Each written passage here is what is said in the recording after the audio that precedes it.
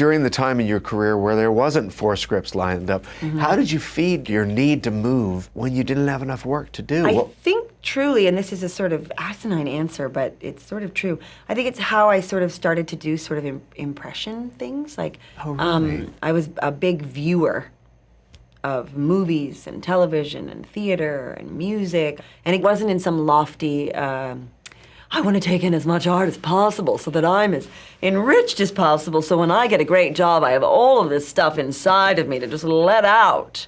It wasn't like that at all. It was just an appetite for feeding myself artistically, but again, not with the idea of trying to have something to No, it was just, I would be noticing things about acting that I liked, how I could steal it.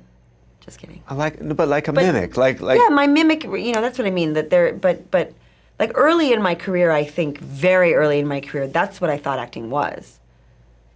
Was I would just, because I could mimic, I would try to copy something I saw. I didn't have a real sense of self or what my own take on things were, to be able to.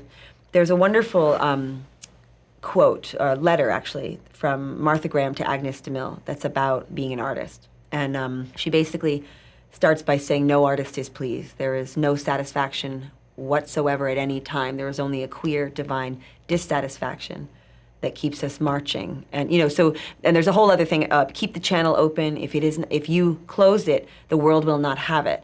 And each thing is unique to you. It's this incredible thing about each individual person.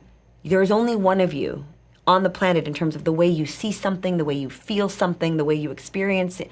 Anything can only be given back if you put the truth of your experience of it back out into the world. So are you saying that once you started working enough to not be able to sort of think about what it is that people wanted, yes, yourself was able to come out? Yes, I was no longer thinking about, oh, this must be what presents as, oh, this is how you do something charming. This is how you show that you're in love. But I hadn't been in love, and I didn't know what charm, you know, I hadn't allowed my own life experiences to inform my work. I was too busy trying to impersonate something that I recognized as truthful and trying to pass it off as my own, you know? Right. And it just doesn't work that way. I think any actor any actor I respond to is because they're doing something that is entirely unique to them. And I don't just mean idiosyncratic ways of speaking or, you know, physical behavior. It's just their soul. They're not blocking it.